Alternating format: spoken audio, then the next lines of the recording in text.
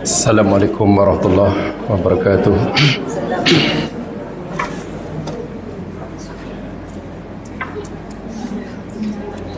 Alhamdulillah wa syukurillah wa la hawla wa la quwata illa billah. Salatu wassalamu ala rasulillah Muhammad ibn Abdullah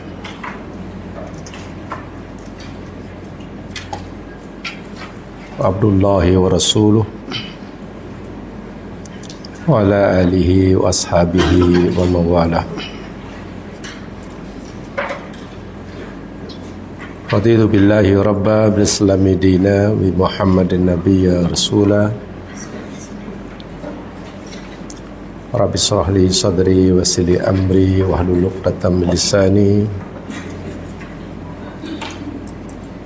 yafqahu qawli.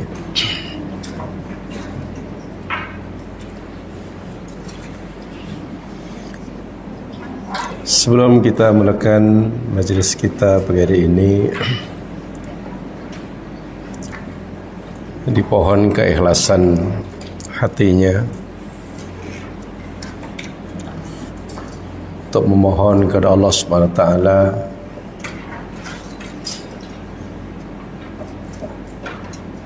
pengampunannya, penerimaan taubat bagi salah seorang jamaah kita yang telah dipanggil olehnya, Allahyarham Muhammad Jazbir Khan Abdullah,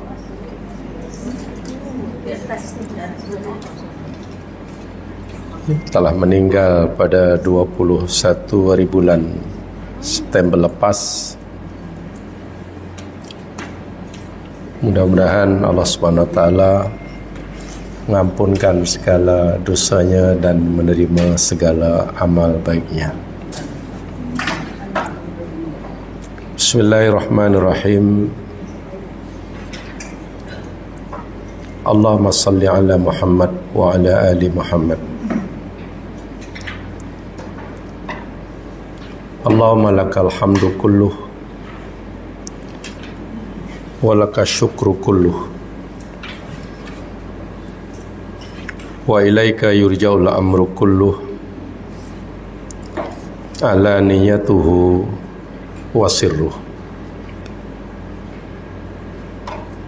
Inna lillahi ma akhadha wa lahu ma a'ta wa kulla syai'in indahu bi ajali musamma falyasbir wal yahtasib. Sesungguhnya bagi Allah jualah segala apa yang Dia ambil, dan bagi Allah jua apa yang Dia telah berikan, dan segala sesuatu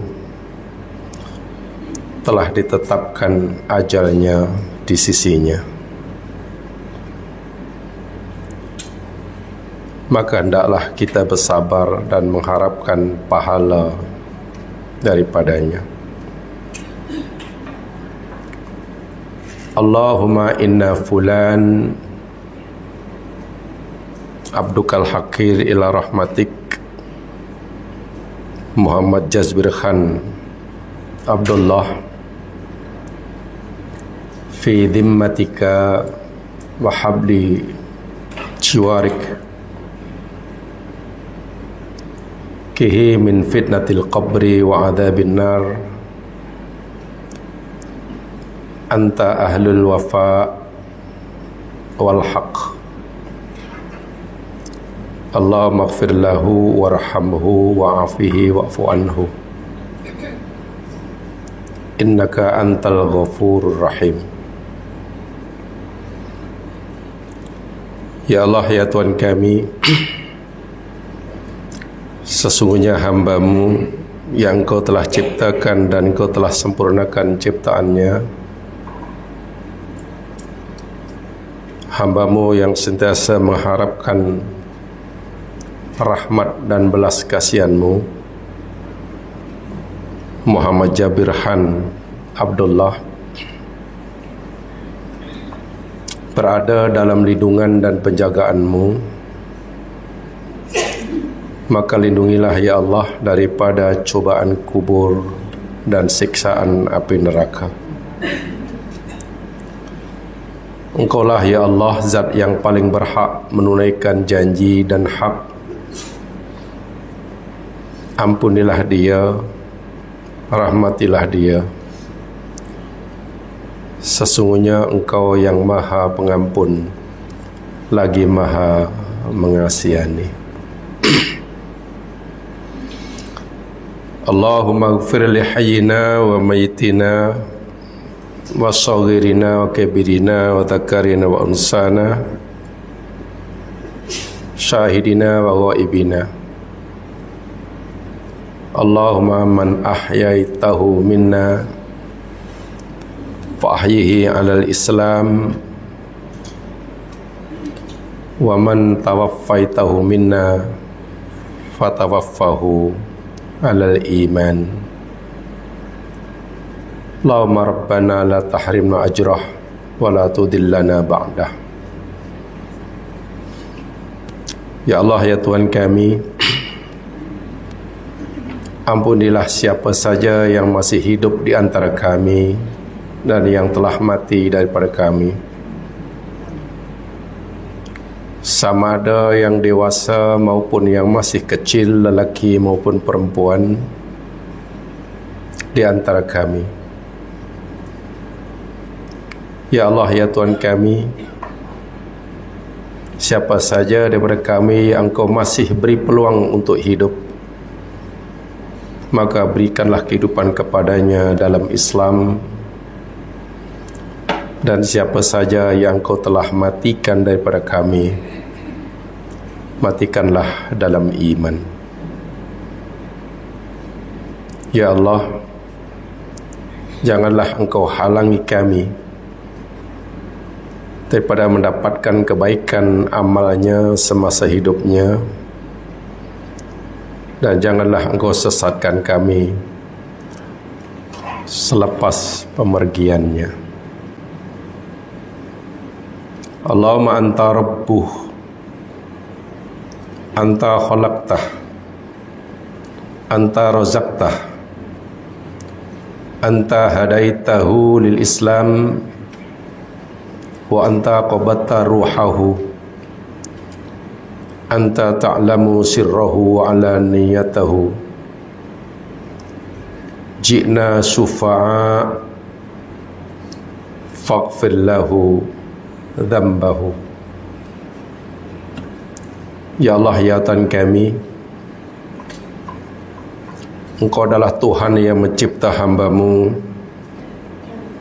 yang mengharapkan kasih sayang-Mu Muhammad Jabirhan Abdullah. Engkaulah yang telah memberikannya rezeki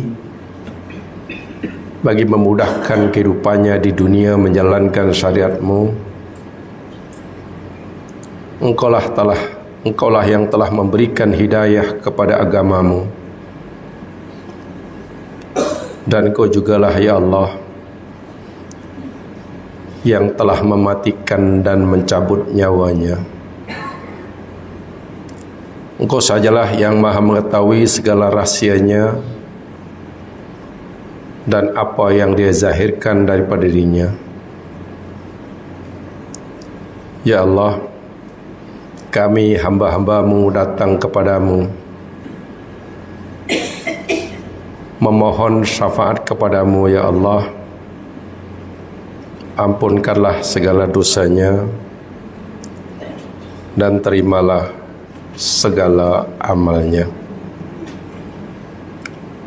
Allahumma hadha du'a wa bikal istijabah, istajib du'ana ya mujibad da'awat. Allahumma hadha du'a wa alaika syuklan, alaika tawakkalna wa ilaika anabna wa ilaikal masir. Rabbana la taruddana khaibin ولا تجعلنا بدعائك من الأشقياء النادمين الخاسرين برحمتك يا أرحم الراحمين. صلى اللهم على محمد والحمد لله رب العالمين.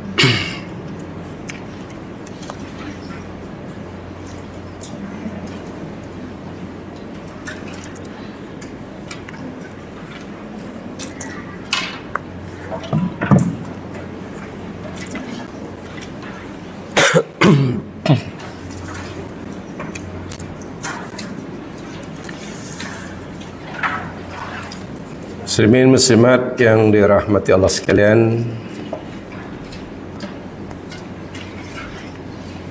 InsyaAllah kita akan teruskan siri kajian kita Suratul Kahfi, dan kita masih bicara tentang kisah yang kedua yang menceritakan tentang dua hamba Allah yang mempunyai pandangan hidup, pegangan hidup, perjalanan hidup yang berbeza sama sekali. Yang seorang berpandangan bahawa dunia adalah tujuan hidupnya, sehingga ia menafikan adanya hari kebangkitan. Sementara yang seorang lagi meyakini dunia hanyalah wasilah, hanyalah keperluan hidupnya, sedangkan tujuan hidupnya yakni alam akhirat. Ini perbezaan yang begitu ketara antara dua hamba Allah ini. Yang seorang menjadikan dunia sebagai tujuan hidupnya hingga menafikan adanya hari akhirat. Sementara yang kedua memandang dunia hanyalah keperluan hidup, sehingga yang kedua ini menjadikan dunia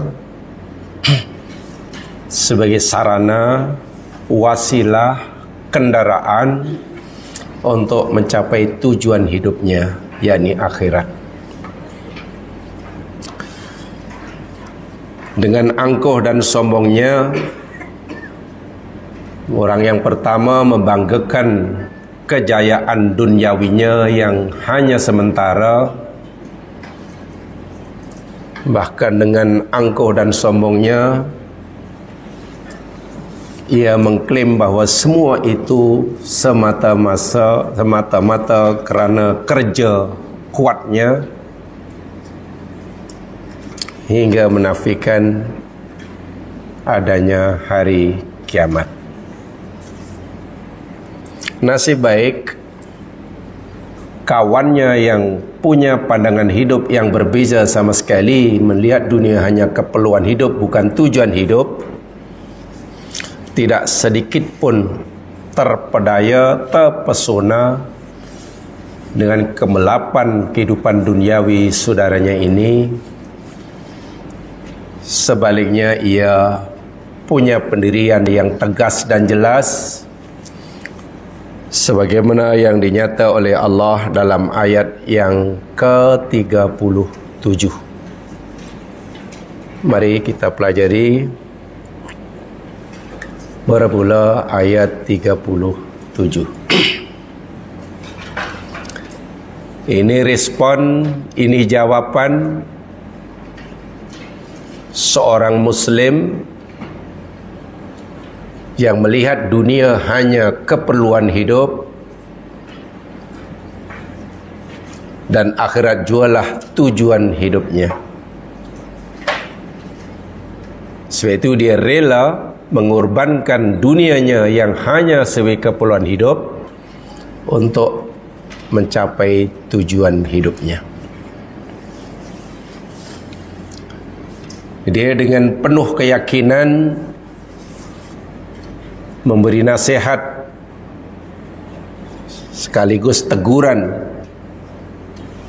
kepada kawannya yang angkuh dan sombong ini dengan ucapannya yang difirmankan oleh Allah, A'udzu billahi minasyaitonir rajim. Qala lahu sahibuhu wa huwa yuhawiruhu akafarta billadhi khalaqaka min turab thumma min nutfah thumma sawwaka rajula. Ini pertanyaan nih, ada question mark gitu ya. Jadi thumma sawwaka rajula. Qala, berkatalah jadi rakannya atau saudara mukminnya ini, lahu, kepadanya, yakni kepada saudaranya yang kafir lagi angkuh ini, sahibuhu oleh saudaranya, wa huwa yuhawiruhu, sedangkan dia yuhawiruhu sedang berbincang, berborak dengannya. Hawara yuhawir itu menunjukkan perbualan yang sederhana, perbualan yang ringan-ringan sahaja, bukan bicara tajuk yang berat-berat. Itu namanya yuhawir, muhawarah.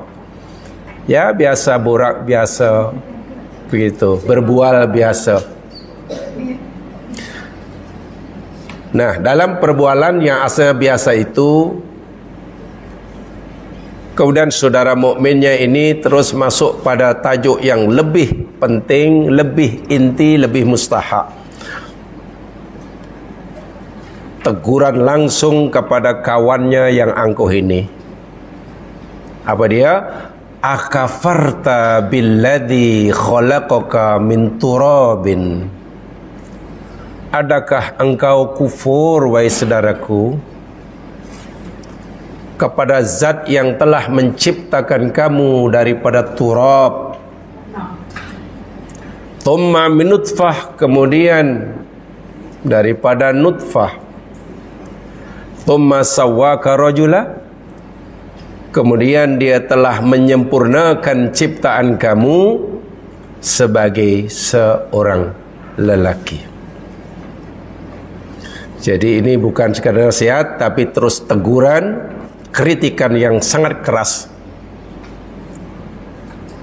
kepada kawannya, seperti mana yang telah kita play pada ayat sebelumnya. Begitu angkuh, sombong, membanggakan kemewahan dunia yang Allah berikan kepadanya, sehingga menafikan adanya hari kiamat. Mereka menafikan bahawa semua itu adalah milik Allah, daripada Allah, dan akan kembali pada Allah. Sebab itu tegurannya sangat keras. Akafarta, adakah engkau kufur? Perbuatan kamu menafikan hari kiamat, perbuatan kamu mengklaim bahawa kesenangan hidup kamu itu semata-mata kerana usaha kamu, itu adalah bentuk kekufuranmu kepada Allah. Karena hakikat dirimu, hakikat kita semuanya adalah la haula wala quwata illa billah. Tidak punya daya dan kekuatan kecuali karena Allah. Hakikat kita semua, yakni inna lillah wa inna ilaihi raji'un. Semua kita milik Allah dan semua kita kembali. Itu hakikat kita. Orang dahulu ke orang sekarang, kalau orang kaya, orang miskin, orang pandai, orang tak pandai, orang berjaya, orang gagal, orang tersohor, orang tak tersohor, hakikatnya sama. Hakikatnya yakni semuanya la haula wala quwata illa billah, tidak punya daya apa-apa tanpa pertolongan Allah. Satu. Hakikat yang kedua, semuanya milik Allah. Orang kaya dan yang dimiliki si kaya milik Allah. Orang miskin, semua yang ada pada diri si miskin pun milik Allah. Orang sedar dan kuasa, dia dan kuasanya milik Allah. Orang yang dikuasai, dia pun milik Allah. Artinya kita sebagai manusia, siapa saja, di mana saja, siapa saja, tidak punya apa-apa. Tolong difahami benar itu. Semua kita ini hakikatnya tidak punya apa-apa, tidak punya siapa-siapa. Kenapa? Karena kita diajar oleh Allah, inna lillah. Apa maknanya itu inna lillah?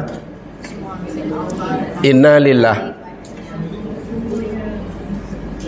Sesungguhnya kita lillah, milik Allah.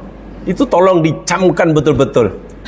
Sebab itu jangan sekali-kali kita merasa memiliki. Itu aja. Ini milik saya, ini ana punya, ini ana punya. Mana?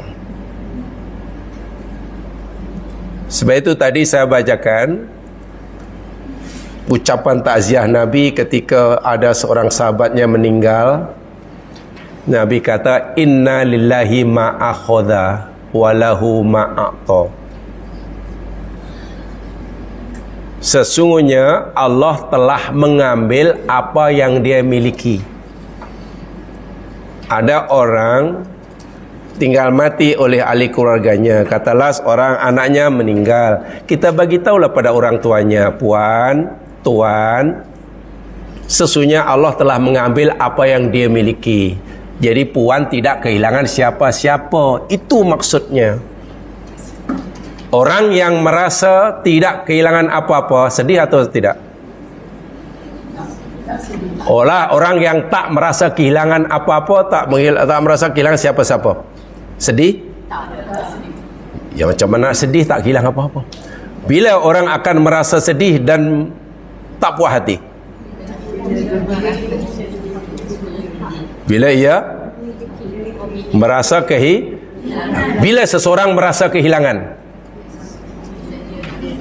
bila seseorang itu akan merasa kehilangan sesuatu, apabila selama ini ia merasa memiliki. Tolong dihayati benar ini akid qalbun salim ini. Ini ajaran yang paling basic.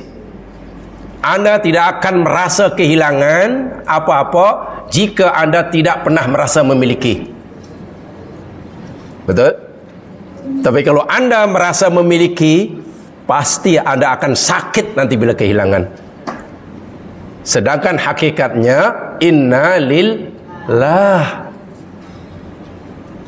Sebab itu sabar itu sakitnya mudah.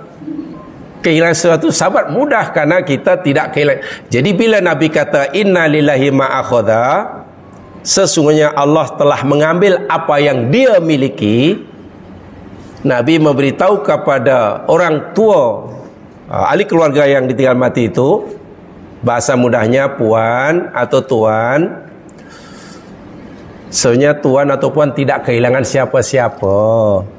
Sebab yang mati itu punya kepunyaan Allah dan Allah ambil. Puan tidak kehilangan siapa-siapa, jadi tidak perlu protes. Tak perlu protes, tak perlu sedih, sudah sabar ajalah.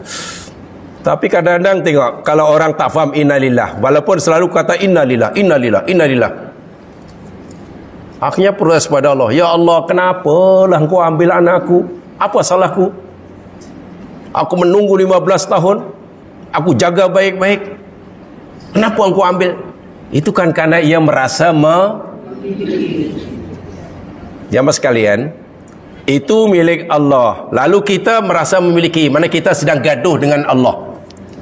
Itu okey tak okey gaduh dengan Allah? Berebut hak milik dengan Allah. Itu bahaya sekali. Itu punca kesengsaraan hidup. Kita mungkin berebut kepemilikan tanah dengan jiran pun masalah. Bawa ke mahkamah. Kita mendakwa ini milik saya. Jiran kata ini milik saya. Itu pun kita tak tenang hidup. Ini kan pula bergaduh dengan Allah. Berebut hak milik dengan Allah. Wahai kita tak ada hak untuk memilikinya.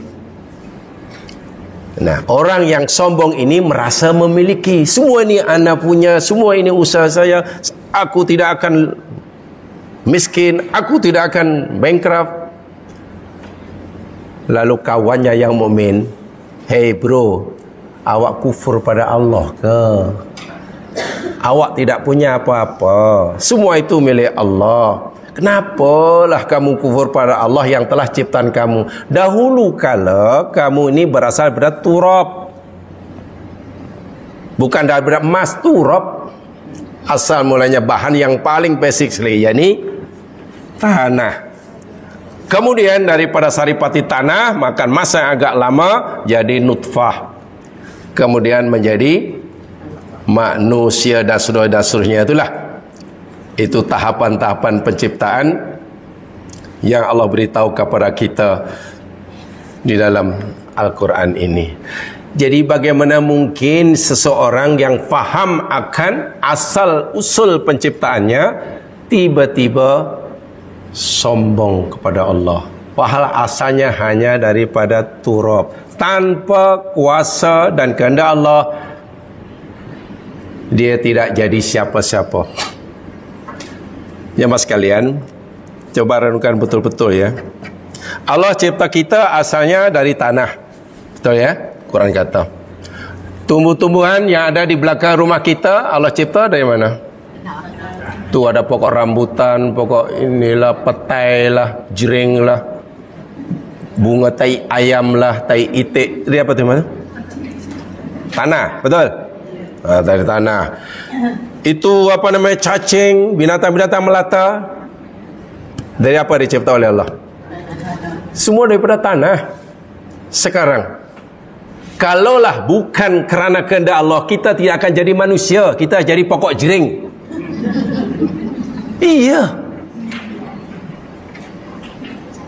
Allah kendaki bahan-bahan ini aku nak jadikan jadi pokok mangga, jadi mangga lah.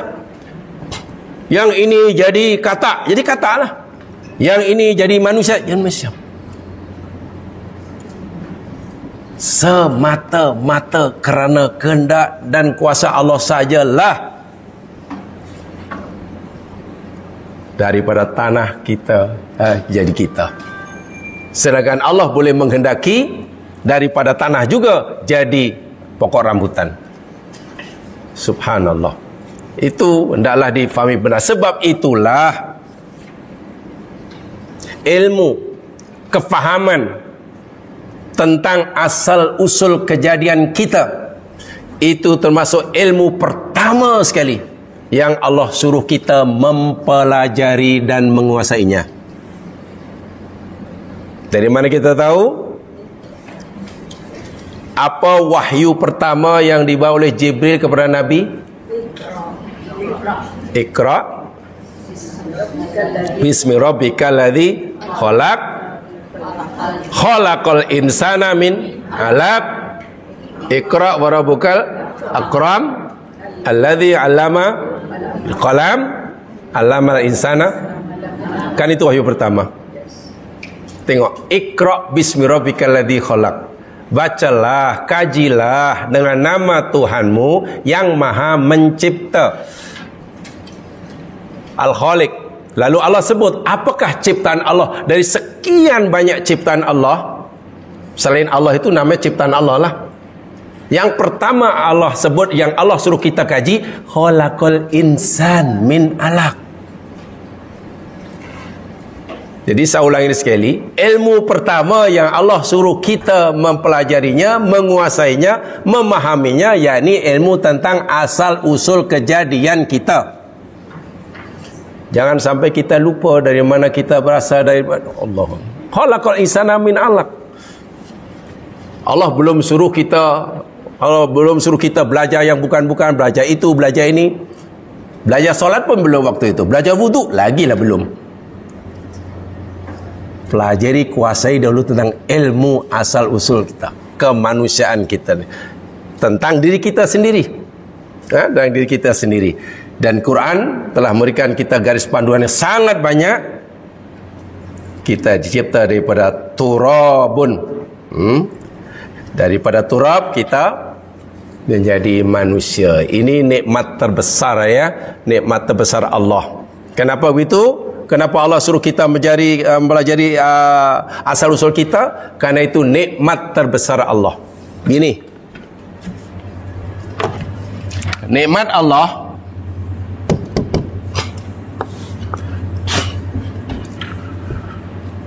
secara umumnya terbagi jadi dua.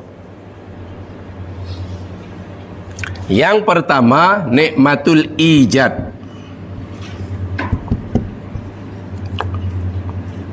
atau nikmatul khalq. Yang kedua, nikmatul imdad.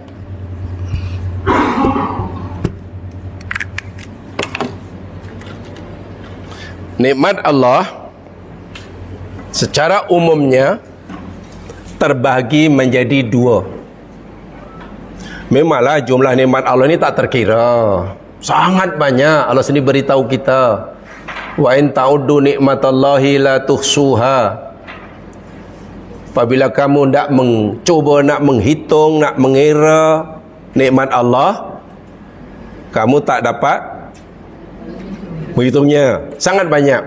Tapi secara umum boleh dibagi jadi dua. Satu namanya nikmat al-ijad atau al-khalqu.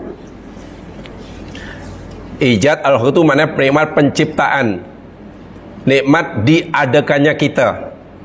Asalnya kita tidak ada, kemudian diadakan. Itu namanya ijad. Daripada awjalul wujud. Tak ada, kemudian ada. Kita diwujudkan, kita diciptakan. Itu nikmat. Yang kedua namanya nikmat al-imdad. Imdad itu kalau terjemahan biasa maknanya bantuan. Tapi maksudnya di sini yakni nikmat Allah untuk membolehkan kita terus hidup. Ada oksigen, ada air, ada bumi, ada siang, ada malam, ada hujan, ada pokok, ada lautan, macam-macam lah. Ada udara. Itu nama nikmat imdad.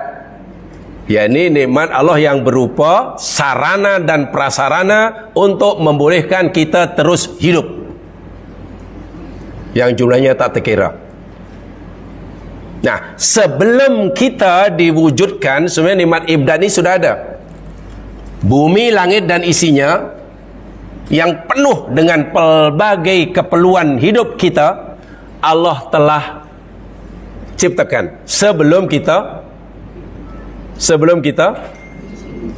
betul ya. Jadi kalau itu nikmat ijad dan imdad ini mana lebih dahulu untuk kita? Imdad. Ya, bumi, langit dan isinya dengan segala keperluan yang kita perlukan nanti bila hidup, Allah sudah ciptakan. Kita perlu makan, makanan sudah disediakan. Kita perlu minuman, air sudah disediakan.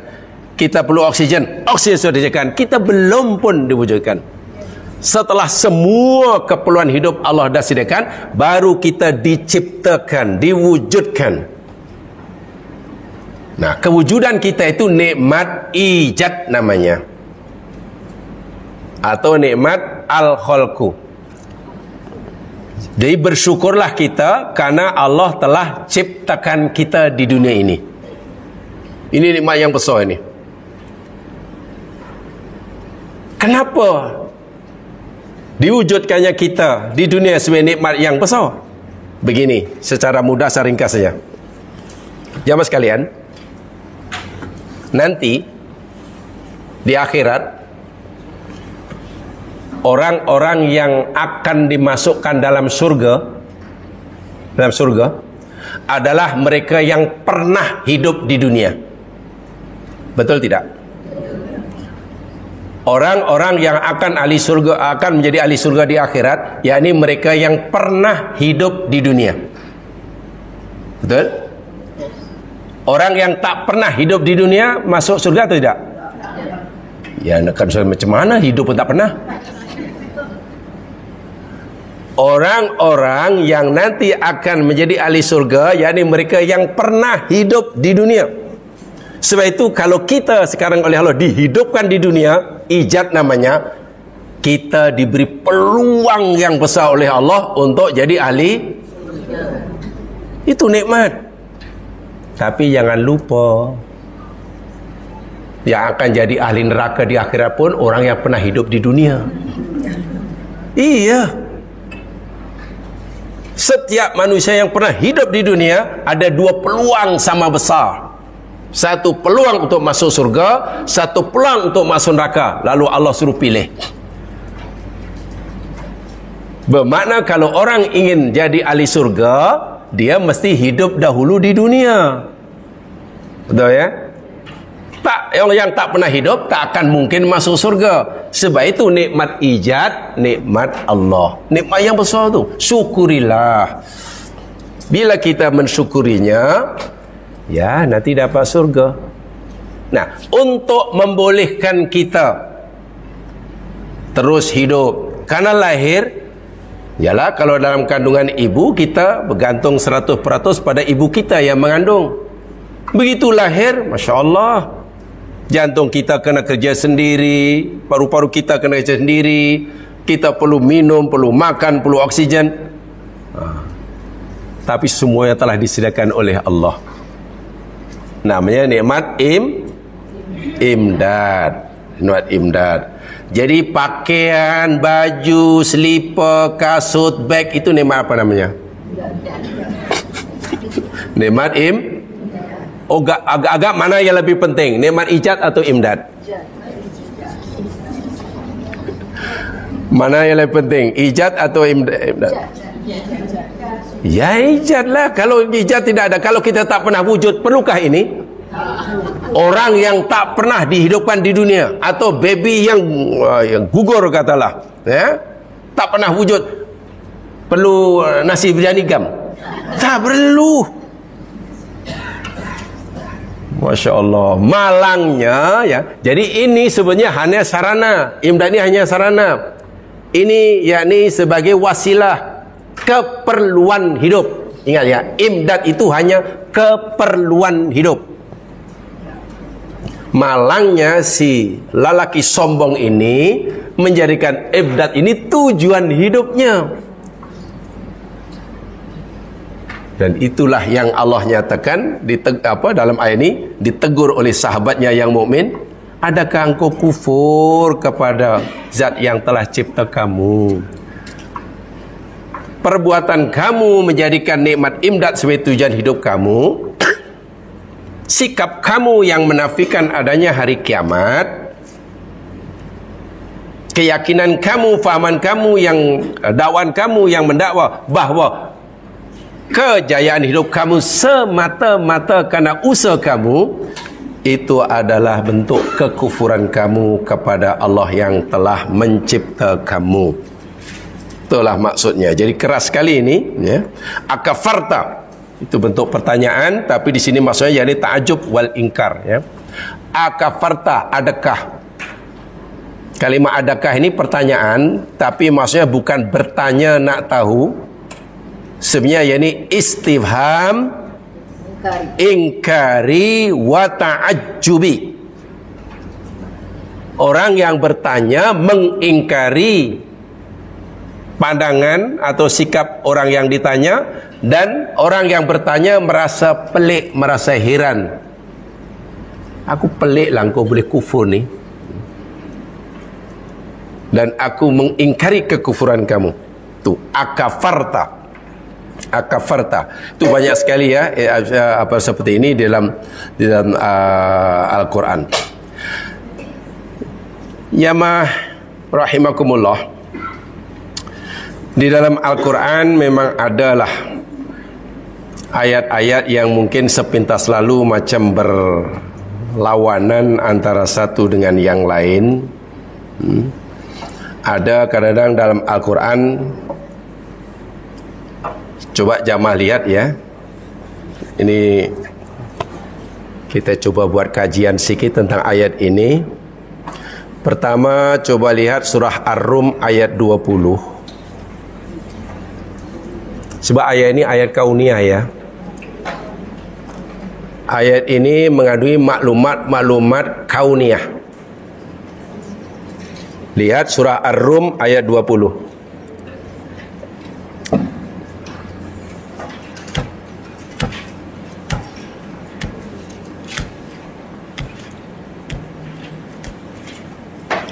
Di situ Allah berfirman, macam mana? Wa min ayatihi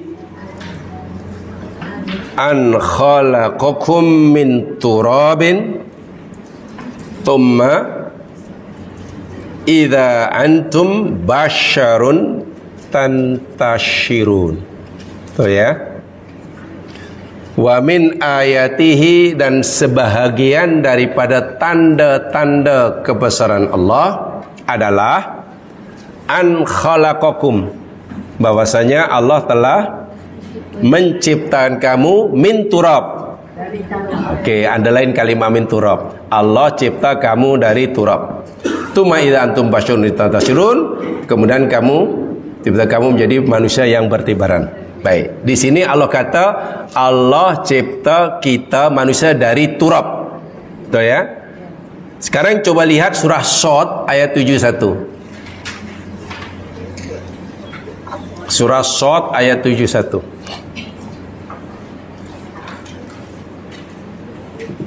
Nah, ini saya beritahu jadi supaya tahu jawapannya.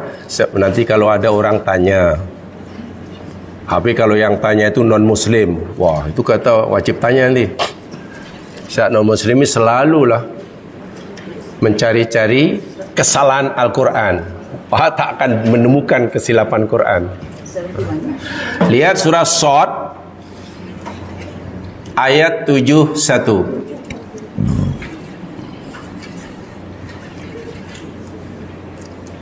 Jumpa?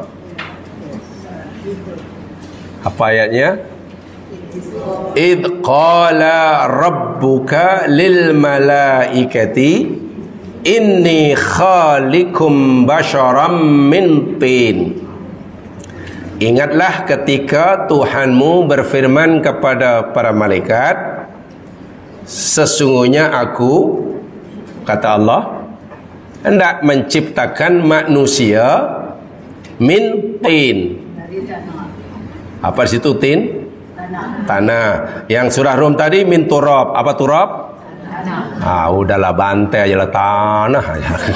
Turab pun tanah, tin pun tanah. Coba kalau kita ditanya oleh non-muslim, awak seorang muslim, kita awak ni pelik lah, maklumat dia sentiasa berubah-ubah, tak konsisten. Sekejap kata manusia dicipta dari turab, sekejap kata daripada tin. Yang betul ni yang mana sebenarnya? Coba kalau kita ditanya oleh non-muslim macam tu, macam mana jawapan kita? Agak-agak lah jawapan kita macam mana? Mungkin ramai yang kata ni, you bab Islam jangan cabut tangan ya. Kau lepukkan mata kau. Paling-paling gitulah. Ni mereka ingin tahu kenapa kita nak lepuk muka dia. Mereka nak tahu, dan kita pun iya ya. Kenapa sekejap Allah kata daripada turab, ini dari tin? Yang betul yang mana sebenarnya? Inilah saya katakan, maklumat kauniah seperti ini yang mestikan wajib kita fahami dengan betul. Sebab sekarang non-muslim pun coba mengkaji Al-Quran, tujuannya bukan untuk mempercayainya, tujuan mereka untuk mencari kod-kod. Ada kesalahan, ada sesuatu yang mereka anggap salah, lalu mereka jadikan senjata untuk menyerang muslim. Jadi muslim kena bersedia, kena tahu jawapannya. Jangan mereka tanya, kita marah. Belum tak tahu jawab, marah. Bab Islam jangan campur tangan ya. Kalau lepuk kan siap. Itu bukan cara Islam. Jadi di sini pasti ada perbezaan antara turab dan tin. Walaupun Allah kata betul aku cipta manusia dari turab, iya.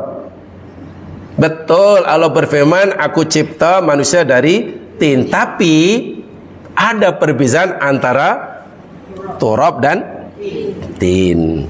Jamaah sekalian, kalau sebut turab ini masih bersifat umum. Yani tanah yang di situ bercampur dengan campuran yang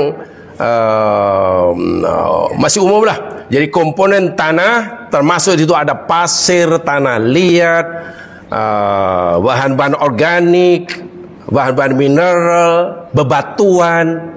Itu namanya turab. Jadi semua yang ada dalam tanah yang murni, semua komponennya. Ada batu, ada pasir, ada zat besinya, ada ya macam-macamnya lah. Semuanya. Itu namanya turab.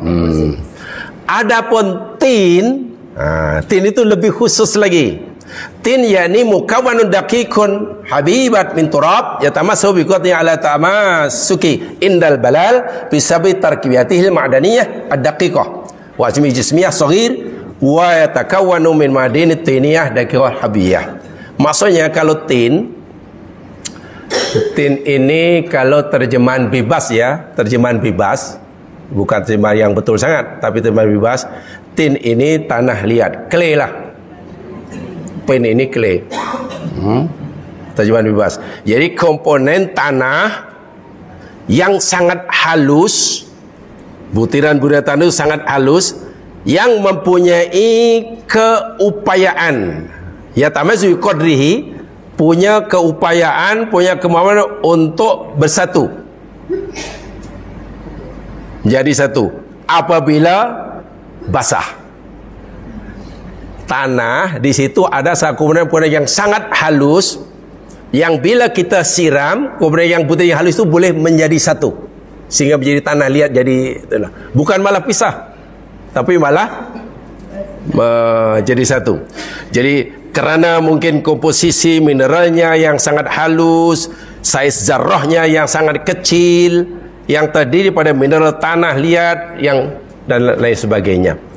Jadi di situ tak ada batu. Kalau batu, tanah yang berbatu atau tanah pasir, kita simbah dengan air, akhirnya jadi melekat menyatu atau malah tak mungkin kan? Kalau begitu itu bukan tin, itu turab.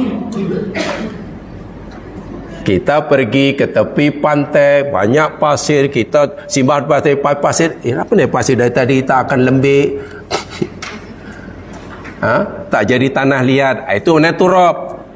Kalau turab, mana-mana tanah kering, kita simbah dengan air atau turun hujan, bukan terpisah, tapi malah saling melekat, sehingga itu melekat. Itu kan bahwa dalam tin tadi adalah komponen-komponen yang butiran-butiran sangat halus, yang punya kemampuan untuk menyatu apabila terkena air. Itu namanya tin. Jadi tin itu sebagian turab. Kalau turab lebih bersifat umum. Tin itu masuk dalam turab. Jadi Masya Allah itu. Nah, daripada tin itu ditapis lagi jamaah sekalian oleh Allah Subhanahu Wa Taala, ya menjadi tumbuh-tumbuhan lah. Kan daripada tin itulah yang boleh menumbuhkan tumbuh-tumbuhan, jadi bayam, jadi pucuk paku, jambu batu, belimbing besi. Nggak, yang makanan yang hebat-hebat lah. Pucuk paku, belimbing besi, jambu batu, apa lagi? Jangan yang sedap-sedap, yang ya orang Melayu kan makanannya yang hebat-hebat. Ikan parang, bayangkan loh, ikan parang. Itu semua Allah tumbuhkan di atas tin, bukan turab. Anda pernah lihat pokok durian tumbuh di atas bukit yang berbatu? Tak mungkin. Bukit yang berbatu namanya turab. Yang boleh menumbuhkan berbagai tumbuh-tumbuhan itu yakni tin. Paham ya? Jadi sekarang kalau tanah itu, katalah tanah kebun yang luas, hujan cukup, tapi kita tanam macam-macam tak tumbuh, itu artinya turab ke atau tin? Turab. Jadi turab itu termasuk tanah yang tandus. Oh ya, bezanya daripada pelbagai tumbuh-tumbuhan kita makan semuanya, dan dari sanalah masuk dalam tubuh kita, memberikan tenaga dalam kita sebagian Allah ambil intinya menjadi mimmaniyin yumna. Salah satu daripada saripati makanan yang kita makan daripada pokok-pokok, tumbuh-tumbuhan, sayur-sayur, buah-buahan yang Allah ciptakan daripada tin menjadi maniyin yumna. Satu di antaranya. Jadi prosesnya sangat canggih. Sebab itulah kalau kita lihat ya mas sekalian, ini menurut kajian sains kan, sel apa dipanggil spermatozoa, spermatozoa? Ya, spermatozoa lah. Sperm. Jamaah gunakan bahasa sperm, saya gunakan spermatozoa. Yang merupakan sel pembiakan bagi lelaki, ya, yang mengandungi DNA untuk membentukkan janin, ya. Itu kandungan dia itu semuanya jadi ada dalam tin. Semuanya ada. Di sana ada fruktosa, yakni gula yang berfungsi sebagai sumber energi bagi spermatozoa agar dia dapat bergerak dan bertahan hidup. Dan itu ada dalam tin. Dalam tin bahasa Arab ya, bukan tin Milo ya. Puin dalam puin, tin bukan tin, puin. Dalam spermatozoa ada air, masya Allah, ada air. Bahkan spermatozoa itu mengandungi 96% adalah air, cairan. Spermatozoa adalah cairan, hampir sangat besar lah tu. Di sana ada protein dalam jumlah yang tertentu yang sangat penting, berfungsi bagi kesehatan spermatozoa. Di sana ada vitamin, ada mineral yang memiliki berbagai macam vitamin. Ada vitamin C, ada B12, ada mineral seperti kalsium, zinc, natrium, kalium, enzim.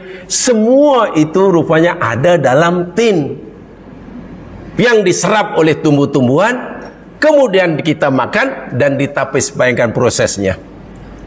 Sebab itu tubuh badan kita memerlukan bahan makanan yang semuanya dari tanah. Karena memang kita dicipta dari tanah, maka hidup kita bergantung pada tanah, tinggal di atas tanah, makan pun semuanya makanan dari tanah. Nanti kalau mati pun dalam. Jadi kita ini tahu, kita tak pernah pergi mana-mana. Kita bukan berasal dari mana-mana dan tak pernah pergi mana-mana. Karena kita dari tanah, di tanah kembali pada. Nah, itu pun nak jalan ngengkang. Ini yang Allah katakan kamu ni turab. Coba apa yang kita makan hari ini yang masuk dalam tubuh kita untuk menjaga kesehatan kita yang bukan berasal daripada tanah? Tidak ada. Air, minuman, makan, apapun nama jenis makanan lah. Mulai pada makanan yang paling mahal hingga makanan yang paling apalah. Semua pada tanah, kan? Tak ada yang tak dari tanah, tak ada kan? Ya, termasuk kuih muih ke apalah, termasuk apa dipanggil tai itik ke, telinga keling pun jadi kuih, harusnya pelik. Badak berendam. Masya Allah. Jadi, tapi Al-Quran hanya memberikan secara umum. Aku cipta kamu dari tanah. Dari tanahlah jadi nutfah. Kalau dalam ayat yang lain lebih terperinci, lebih tertib, dari tanah, tin, saripati tin. Kemudian ada namanya yumna. Dari mana jadi nutfah, nutfah jadi alaqah, alaqah jadi itu agak terperinci. Tapi prosesnya sangat-sangat canggih. Tidak mungkin dilakukan oleh siapapun kecuali oleh Allah. Berkat kasih sayang dan kuasa Allah, kita menjadi manusia. Daripada tin kita jadi manusia. Wala Allah juga berkuasa menciptakan daripada tin menjadi petai. Jadi jangan fikir kita asal usul bahan penciptaan kita ini sama dengan bahan yang Allah ciptakan untuk buat petai. Jadi kalau berdiri di depan petai itu, hey bro, macam tu aja lah. Bahannya sama, bukan lain. Jin bolehlah kata, bahan ciptaan saya dengan awak tak sama lah, wahai durian. Saya daripada api. Boleh, jin boleh kata begitu. Malaikat boleh. Tapi kita? Boleh. Cuba berdiri depan bunga tai ayam. Kapan ni? Sama betul, 100% sama.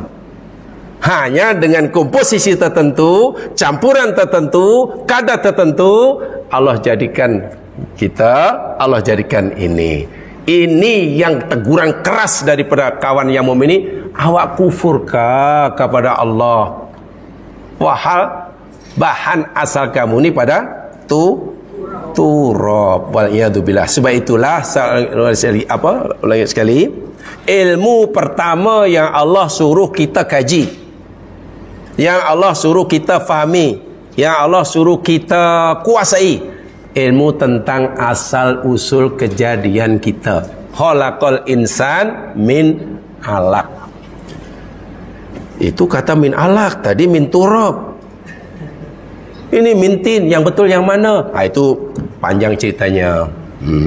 Jamia cari kajian sendiri. Kenapa begini, mungkin pertanyaan begini ya.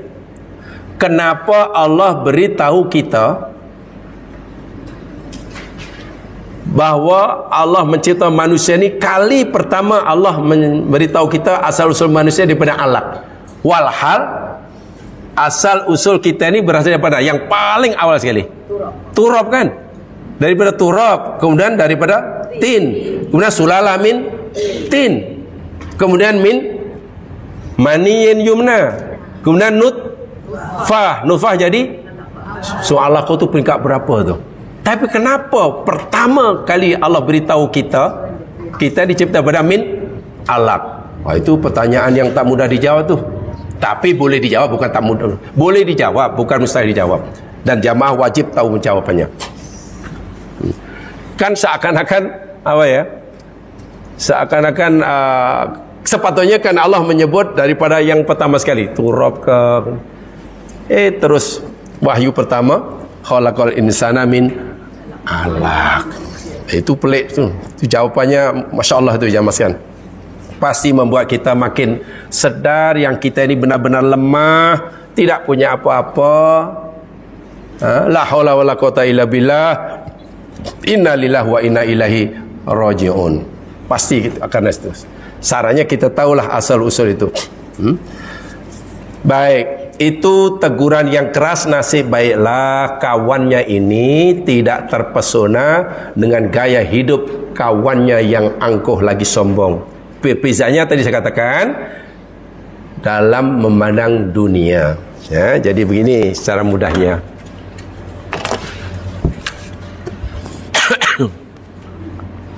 Ini apa ni nikmat imdad ni, nikmat apa namanya? Apa saya nikmat imdad ni? Apa mana imdad tadi? Keperluan. Dan ini tak terkira jumlahnya. Jamaah sebut apa saja pasti betul.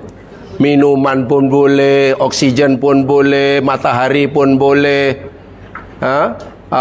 udara pun boleh, hujan pun boleh. Sebut aja. Jadi apa yang Allah berikan pada kita di dunia ini untuk membolehkan kita mampu hidup. Mampu hidup. Bayi lahir perlu makanan.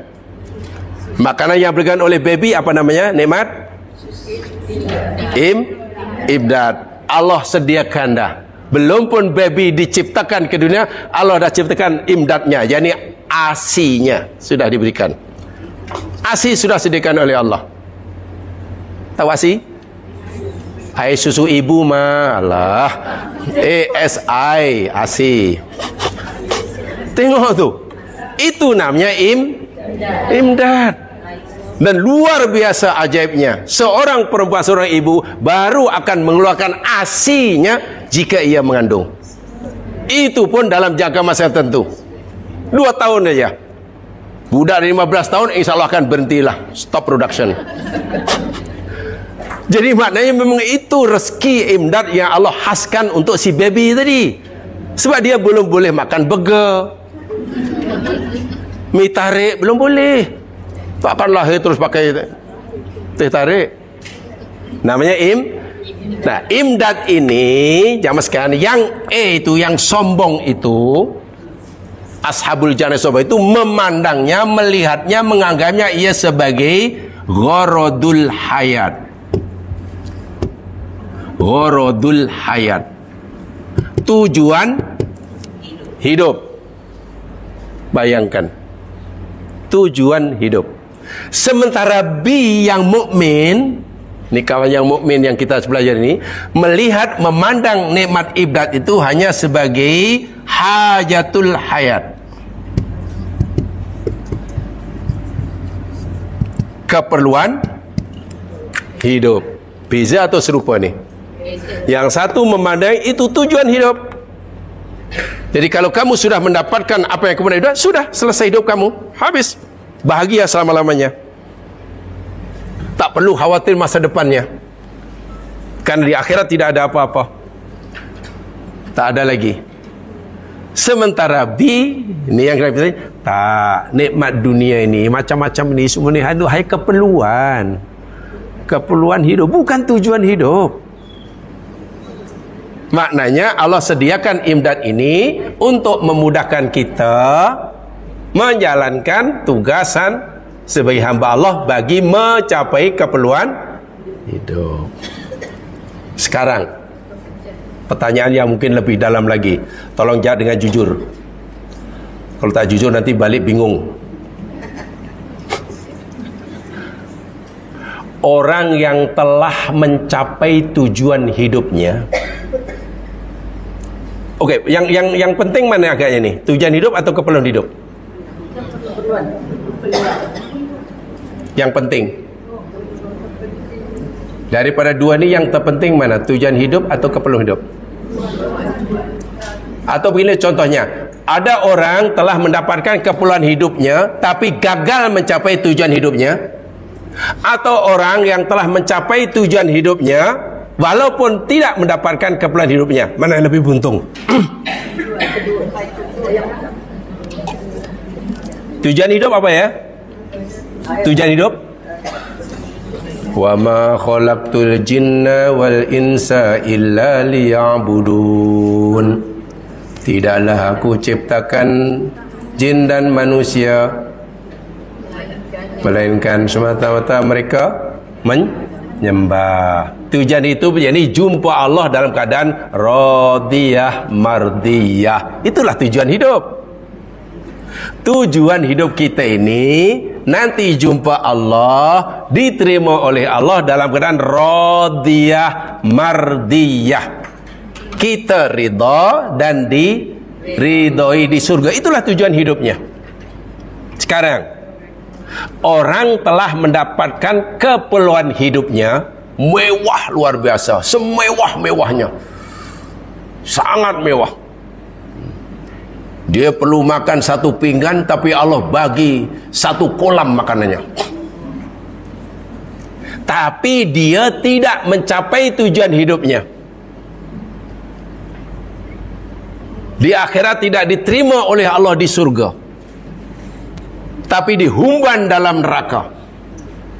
Atau B yang mencapai tujuan hidupnya nanti di akhirat diterima oleh Allah dalam keadaan ridha dan ridhoi di surga, walaupun dahulu di dunia nampak serba kekurangan. Kais pagi makan pagi, kais petang tak jadi makan. Bayangkan, kalau kais pagi makan pagi itu masih lumayan okey lah. Ini kais petang tak jadi makan. Mana agak lebih bertuah? Yang B kan telah mencapai tujuannya. Nak pergi Johor Bahru, B pun nak pergi Johor Bahru. A ada keperluannya, ada sarana, ada kereta, boleh pergi yang mana lah. Boleh dia pakai. Dia mesti sampai Johor pukul 10 pagi. Tapi hingga 10 malam tak sampai juga A ni. B sebenarnya tak ada kereta. Dia kena sampai Johor Bahru pula. Dia hanya basikal. Tapi dengan basikal ia sampai di Johor Bahru. Mana yang lebih beruntung?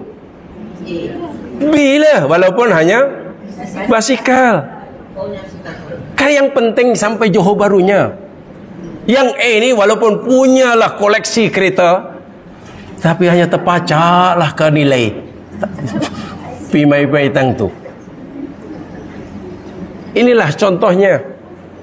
Nah, jamaah sekalian, kalau kita nak tahulah, mari saya ulangi sekali ini. Ini bagi saya sangat penting nih. Karena ini kaitannya, ayat ini cerita tentang orang yang pandangan hidupnya berbeza. Satu memandang imdad itu sebagai tujuan hidup, yang satu memandang imdad itu sebagai keperluan hidup. Jadi saya berikan contoh lagi sekali supaya jamaah lebih yakin, lebih mantap, walaupun dahulu pernah kita sampaikan. Coba lihat firman Allah Subhanahu wa taala di dalam surah Thaha.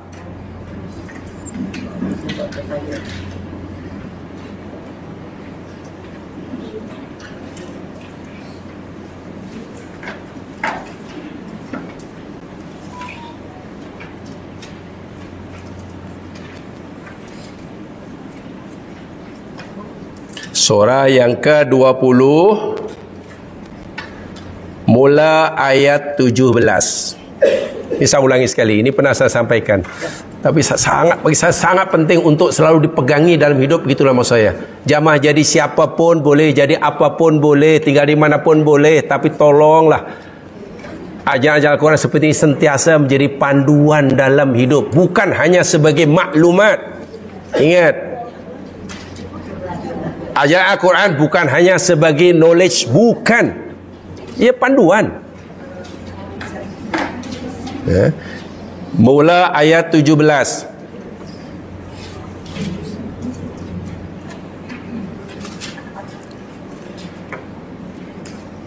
Wawancara atau dialog antara Allah dan Musa, dengan Musa di kaki Bukit Tursina, di bawah Bukit Tursina.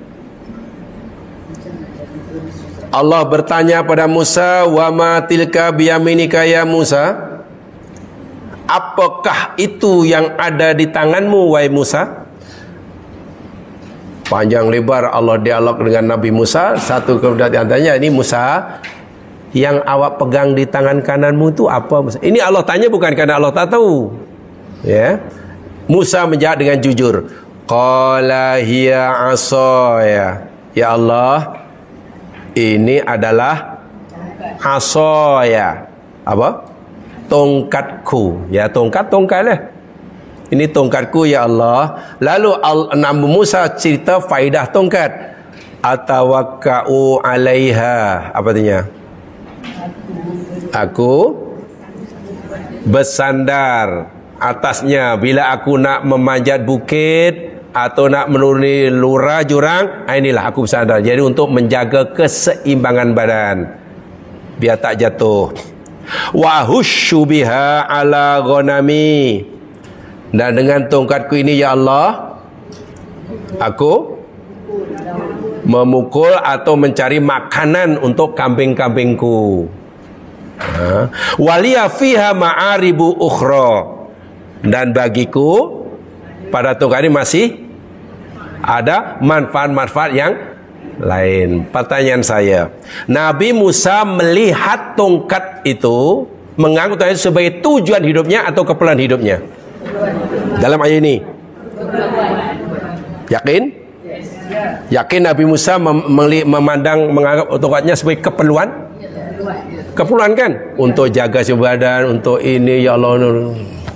Namanya nih hajatul hayat. Betul ya? Tongkat bukan tujuan hidup ya. Takkan tujuan hidup koleksi tongkat. Tiba-tiba Allah berfirman, tengok dalam ayat 19. Qala, berfirman Allah, alqiha ya Musa. Lemparkan, campak, buang tongkatmu itu wahai Musa. Allahu Akbar. Buang. Alqi itu campak. Buang. Baik, ini perintah Allah. Pertanyaan saya, mematuhi perintah Allah itu tujuan hidup atau keperluan hidup? Patuh pada Allah. Tujuan, kan liya'budun. Betul? Betul tujuan hidup ya.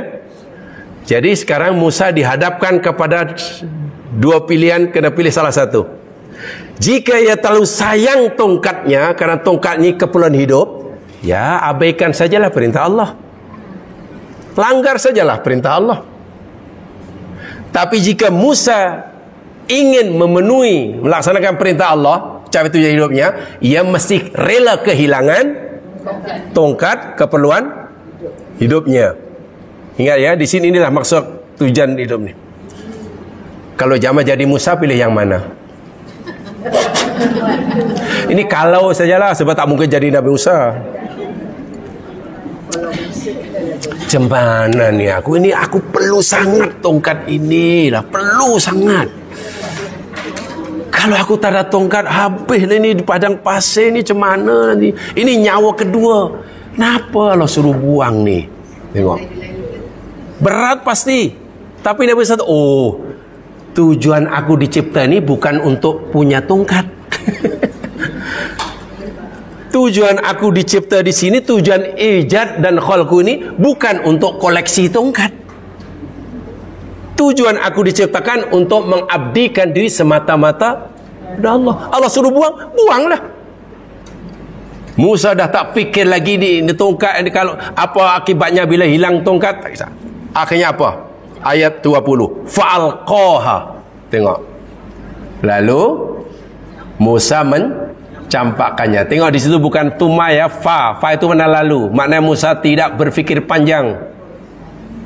Tak ada gap masa. Musa tidak perlu tanya sini, tanya situ. Nah? Jumpa konsultan sana, minta pendapat profesor. Prof, ni Allah suruh buang ni macam mana ni? Apa risikonya? Tanya pak mertua Nabi Su'aib, tak perlu. Allah suruh tanya macam-macam pendapat. Macam mana ni? Itu iman cap ayam namanya. Kan? Fa itu mana? Lalu. Jadi tak ada gap masa antara perintah Allah dengan Musa melaksanakannya. Alqaha. Musa campak.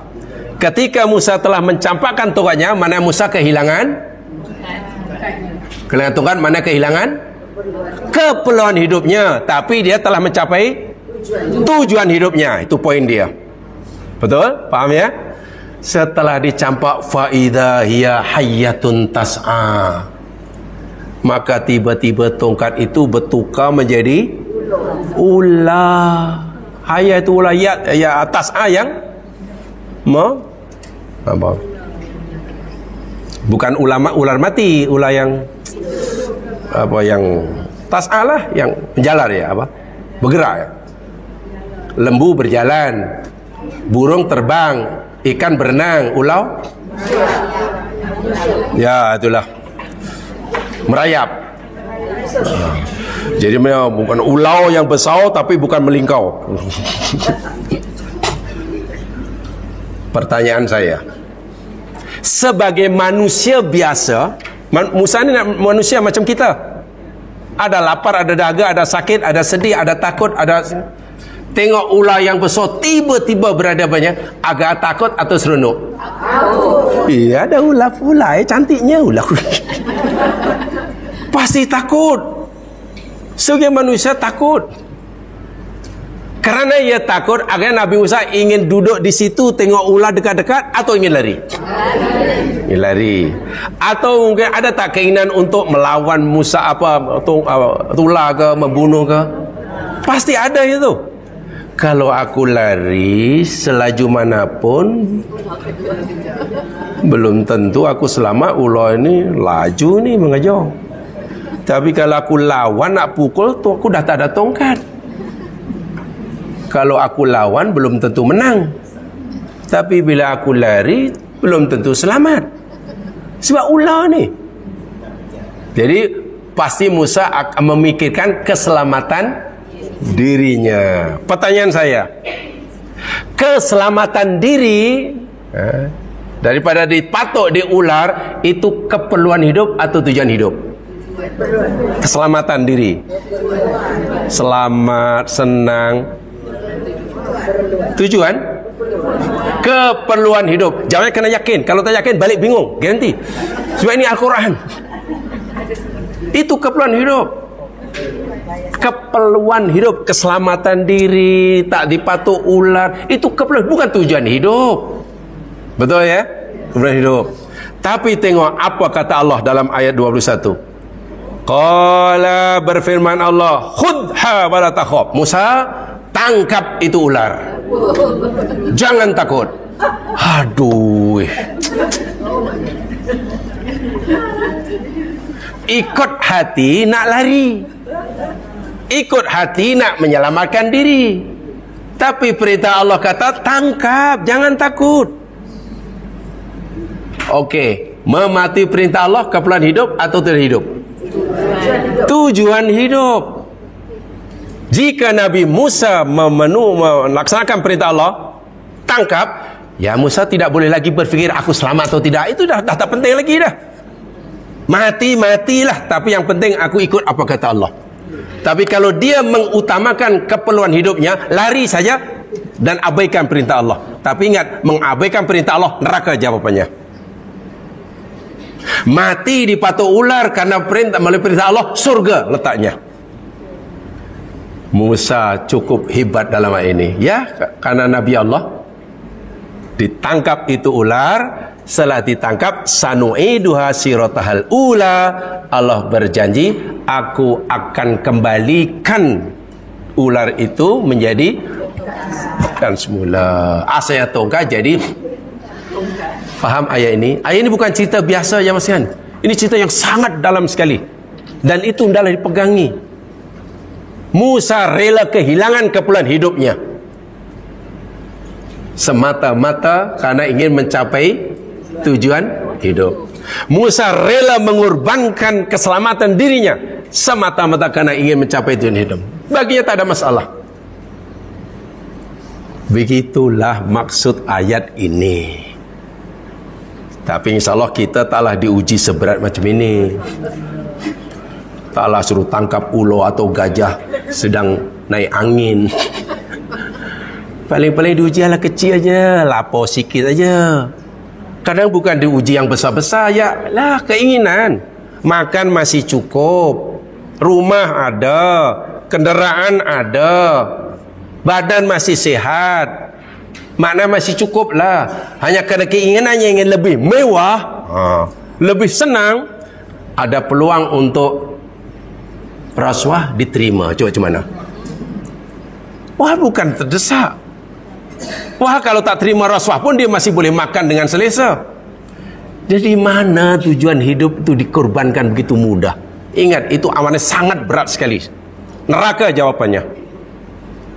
Sedangkan Nabi Musa tak apa, hilang nyawa lah.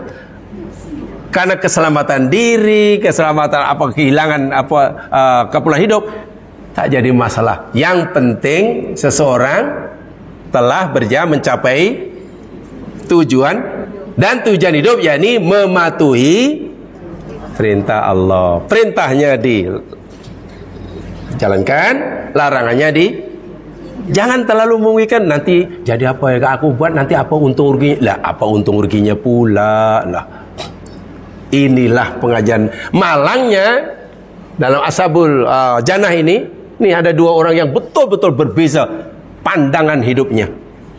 Satu melihat imdad itu sebagai tujuan hidup, yang satu melihatnya hanya sebagai keperluan hidup.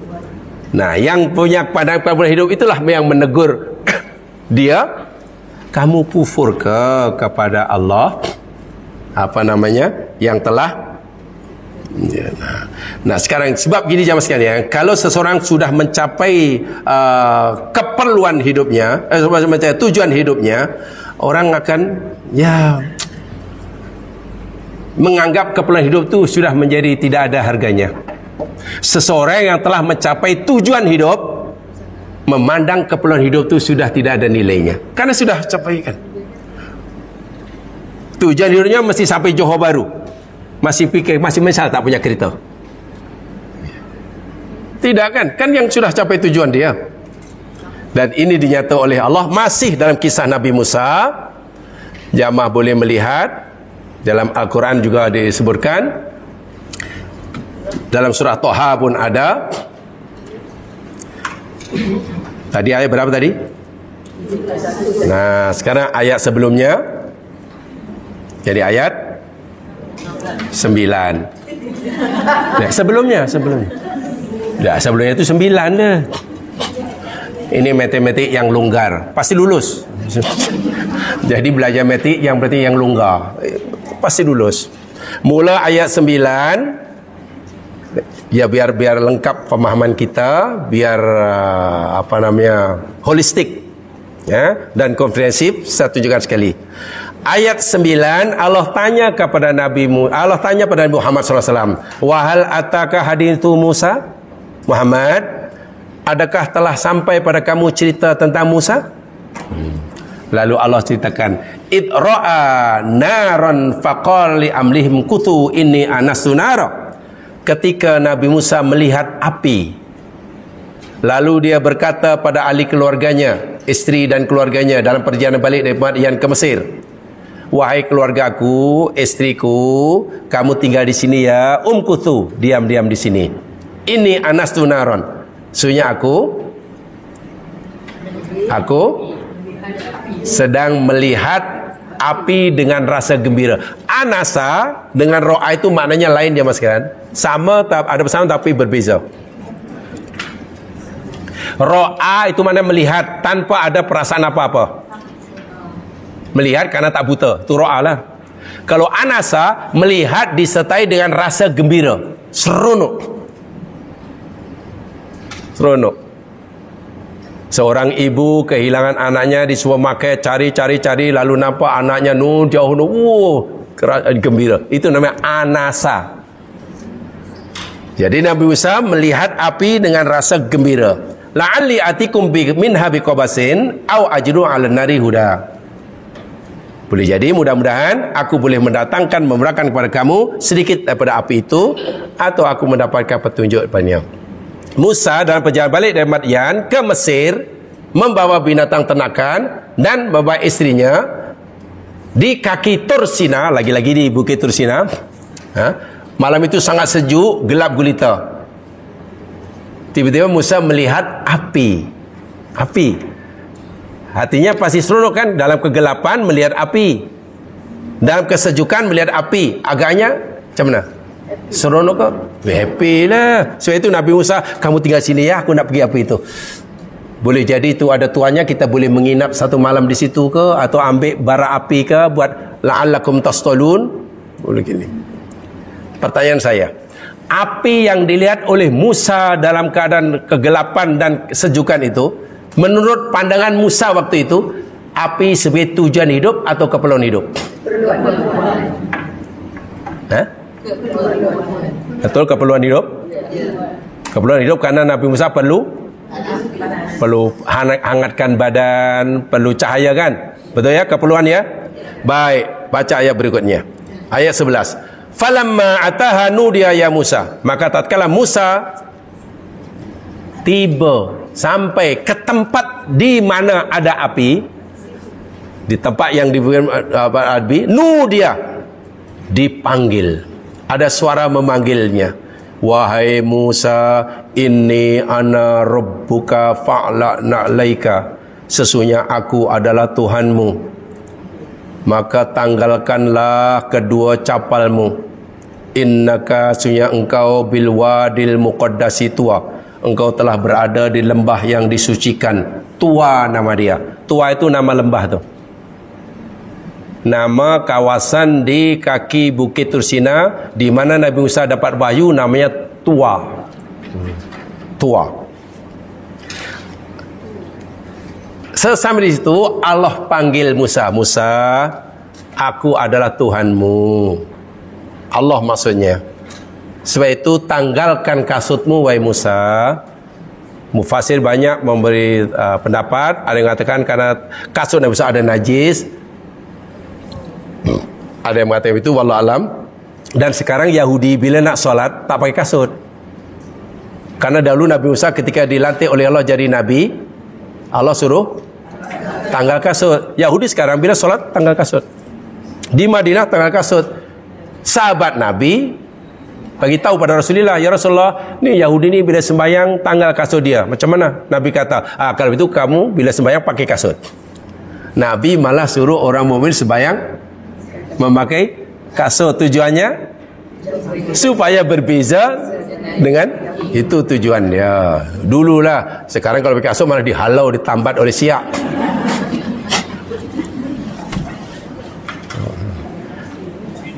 Jadi Allah panggil kepada Musa, Musa, aku Tuhanmu. Tanggal kasutmu Musa. Kamu sekarang berada di lembah yang suci, disucikan. Masya Allah. Macam Makkah Al-Mukarramah. Nama lembah itu Tua. Mungkin ada jamaah yang pernah sampai Tua itu. Pernah? Ya, Tursina itu. Sekarang Tursina di bawah pemerintahan siapa ya? Israel ke Mesir? Mesir. Nah, ini lembah yang suci ni, Al-Quran yang mengiktiraf. Mengiktiraf. Ya mungkin pemandangan tak cantik lah namanya lembah. Tak seindah KLCC lah. Wa annakhtartuka fastami' lima yuha. Dan aku, kata Allah, wahai Musa, telah memilihmu menjadi utusan aku, maka dengar baik-baik apa yang hendak diwahyukan. Wahyu Allah berikan kepada Musa, ini dia. Innani anallah. Sesungguhnya aku adalah Allah, la ilaha illa ana. Tiada Tuhan yang berhak disembah melainkan aku. Fa'budni. Sembahlah olehmu akan aku. Wa aqimis sholata li dzikri. Dan dirikan solat untuk mengingati aku. Innas sa'ata atiyatun. Sesungguhnya kiamat itu pasti akan datang, akan tiba. Akadu ukhfiha. Hampir-hampir aku menyembunyikannya. Litujza kullu nafsin bima tas'a. Karena hendak diberi balasan tiap-tiap diri dari sebab apa yang dia usahakan. Pertanyaan saya, Musa tadi melihat api sebagai keperluan hidup. Sesampainya pergi ke tempat api, api yang dicarinya tak jumpa. Sebaliknya Nabi Musa malah jumpa yang mencipta api. Siapa yang cipta api ya? Lalu Musa diajak berdialog dengan Allah. Baik, berjumpa dengan Allah, berdialog dengan Allah, itu keperluan hidup ataupun tujuan hidup? Wah, tujuan hidup. Betul ya? Tujuan hidup. Sekarang pertanyaan agak-agaklah, kita bayangkan sajalah. Ketika Musa asyik mendengar firman Allah, Allah bercakap dengannya, Musa kamu gini. Agak Musa ingat tak yang sebenarnya tujuan awal ke situ nak cari api, ingat bini dia kesejukan. Ya Allah, aku datang ini bukan nak dengar ini. Aku dengar tu bini aku sejuk. Saya yakin pasti lupa sama sekali. Ya. Dah tak kisah dah. Nasib baik Allah ingatkan itu. Dengan tadi tongkat itu apa Musa? Tongkat baru diingatkan. Orang bila sudah begitu dekat dengan Allah, diterima oleh Allah, Allah pula dengan kasih sayang mengajak bercakap dengannya, maknanya dia telah mencapai tujuan hidupnya. Bila orang sudah mencapai tujuan hidup, keperluan hidup itu tidak ada nilainya. Percayalah. Percayalah. Musa tak akan kata, ya Allah, bukan aku nak dengar macam ni. Ni kambing aku ni. Ya Allah, ya Tuhanku. Inilah Al-Quran memberitahu kita. Tapi selagi orang belum mencapai tujuan hidupnya, pasti menganggap keperluan hidup itu adalah segala-galanya. mahal harganya, segalanya semua. Ini kalau sanggup orang mempertahankan bermati-matian, sanggup berbohong, sanggup menipu, sanggup bergaduh, berebut keperluan hidup, itu tanda orang masih jauh daripada tujuan hidupnya.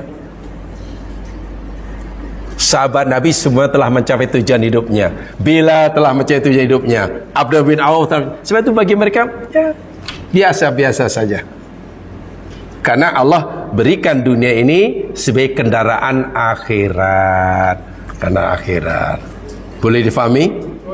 Boleh ya? Nah, inilah jadi betul-betul lah contoh ashabul jannah ini. Ya, itulah dua fahaman, dua aliran, dua madhab yang sangat berbeza, boleh perbedaan sangat jauh lah, baina samai wal perigi,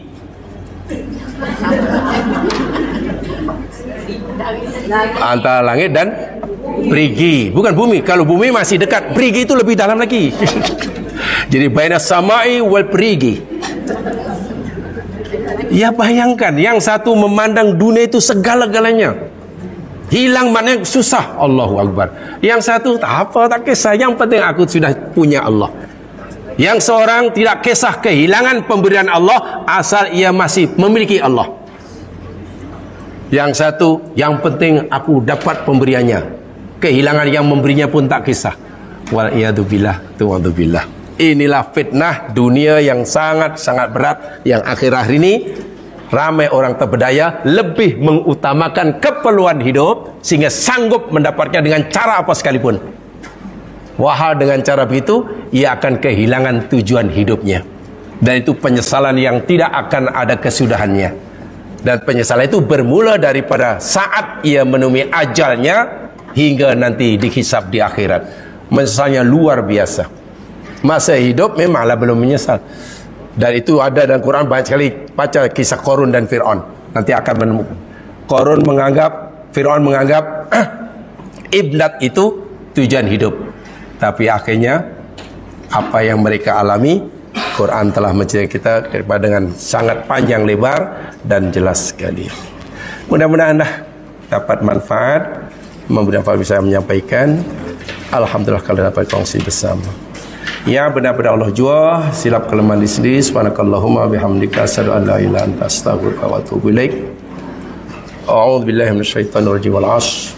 Innal insana lafi khusr illa alladziina aamanu wa 'amilus shalihaat wa tawassaw bil haqq wa tawassaw bis sabr. Assalamualaikum warahmatullahi wabarakatuh.